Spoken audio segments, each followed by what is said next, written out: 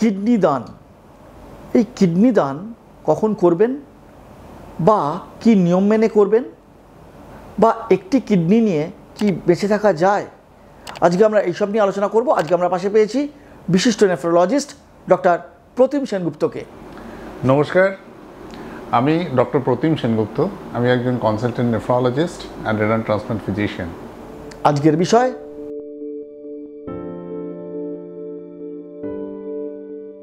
একটা জিনিস বারবার বলি যে দুটো কিডনি আমাদের শরীরে রয়েছে, কিন্তু একটা কিডনি নিয়েই কিন্তু একটা মানুষ সম্পূর্ণ সুস্থ বেঁচে থাকতে পারে।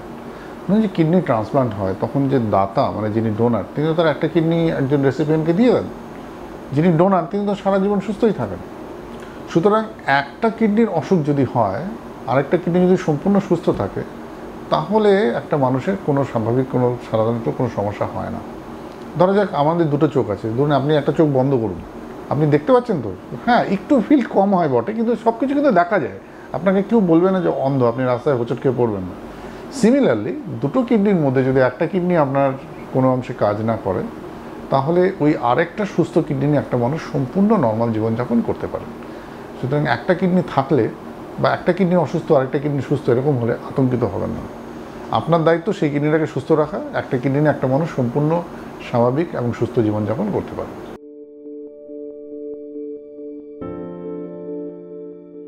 এইরকম ব্যাপারটা কিছু কিছু ক্ষেত্রে হয়, সেক্ষেত্রে সিম্প্যাথেটিক রেনাল ফেলিওর বলা হয়। কিন্তু একটা কিডনি সাধারণত খারাপ হয় সার্জিক্যাল কজ, কনজেনিটাল কজ, জন্মগতভাবে একটা কিডনি ছোট, কোনো একটা কিডনিতে কোনো অ্যাবনর্মালিটি আছে, টিউমার্স হয়েছে, এরকম ক্ষেত্রে। সিস্টেমিক ডিজিজে যখন কিডনি খারাপ হয়, সাধারণত দুটো কিডনি একসাথে ইম্প্যাক্টেড হয়, যেমন ডায়াবেটিস, হাইপারটেনশন, এগুলো। কিছু কিছু ক্ষেত্রে মানে একটা সিম্প্যাথেটিক রেনাল ফেলিওর হয়, মানে একটা কিডনি খারাপ হলে আরেকটি কিডনির উপর প্রচুর চাপ পড়ে বলে তার একটু প্রবলেম হয়, তবে সেটার সংখ্যা খুব কম। ধরুন কারোর একটা স্টোন হয়েছে, সেই স্টোনটাকে অবস্ট্রাকটিভ নেফ্রোপ্যাথি হচ্ছে, তখন স্টোনটাকে বের করতে হবে।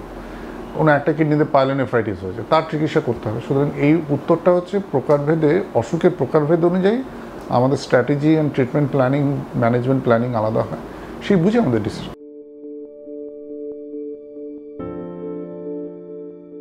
যে কিডনি দান করবেন তার কিডনি তো সুস্থ থাকতে হবে। ধরা যাক কারো কিডনির অসুখ আছে, সে কী করে ডোনেট করবে?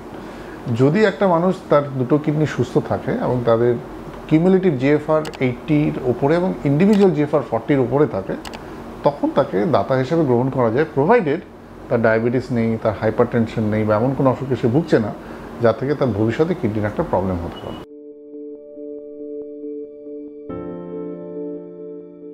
সেটাকেই তো ক্যাডাভার অর্গান ডোনেশন বা ডিসিজড অর্গান ডোনেশন বলা হয়। On the country, this is the best way to support the society. কারণ আমাদের একজনের যখন ব্রেন স্টেম ডেথ হয়, তারপর তার শরীরের একটা সার্টেন টাইম অবধি সার্কুলেশন চালু থাকে, অর্গানগুলো ফাংশনিং থাকে, কিন্তু মানুষটা কিন্তু মৃত।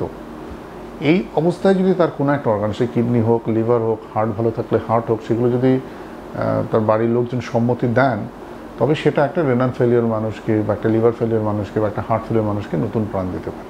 যখন সার্কুলেশন ঠিক আছে, প্রেশার ঠিক আছে, তখনই অর্গানটা অ্যাকসেপ্ট করা যায়। কিন্তু বাড়িতে কারো মৃত্যু হয়ে গেল, সার্কুলেশন স্টপ হয়ে গেল, সেই অবস্থায় অর্গান ডোনেশন করা যায় না। সেই অবস্থায় দেহদান করা যায়, যেটা অ্যানাটমি ডিসেকশনে, অ্যানাটমি লার্নিংয়ের জন্য ইউজ হয়। কিন্তু অর্গান ডোনেশন মানে তার এমন একটা জায়গায় তার ব্রেন স্টেম ডেথ হয়েছে কিন্তু হার্ট ফাংশনিং, এই কন্ডিশনটা দিয়ে অর্গানটাকে আমরা ডোনেট করতে পারি। সুতরাং ডিসিজড অর্গান ডোনেশন, যেটার উপর আমরা দীর্ঘদিন কাজ করেছি, এইটার সম্পর্কে সাধারণ মানুষের সচেতনতা খুব দরকার। কোনো চিকিৎসক যদি আপনার নিকটবর্তী মানুষ যিনি ভেন্টিলেটরে রয়েছেন, যার ব্রেন স্টেম ডেথ হয়েছে, যদি বলেন যে দেখুন ব্রেন স্টেম ডেথ কনফার্ম, আপনারা চাইলে অর্গান ডোনেট করতে পারেন, প্লিজ পিছপা হবেন না। মৃত্যুর পর অর্গানগুলো নিয়ে তো আর আমরা কেউ স্বর্গে যাব না, সেগুলো সব পুড়িয়ে দেওয়া হয় বা মাটিতে কবর দেওয়া হয়। সুতরাং চেষ্টা করা উচিত যাতে এই অর্গানগুলোর সদ ব্যবহার করা যায়। একটা মানুষ কিন্তু মৃত্যুর পরেও আরেকটি মানুষের শরীরে তার অর্গান দিয়ে বেঁচে থাকতে পারে, সে অমর হয়ে থাকতে পারে। সুতরাং চেষ্টা করা উচিত যে যত বেশি সংখ্যক অর্গান ডোনেশন করা যায় তত ভালো। অসংখ্য ধন্যবাদ ডক্টর প্রতিম সেনগুপ্তকে আমাদের সময় দেওয়ার জন্য।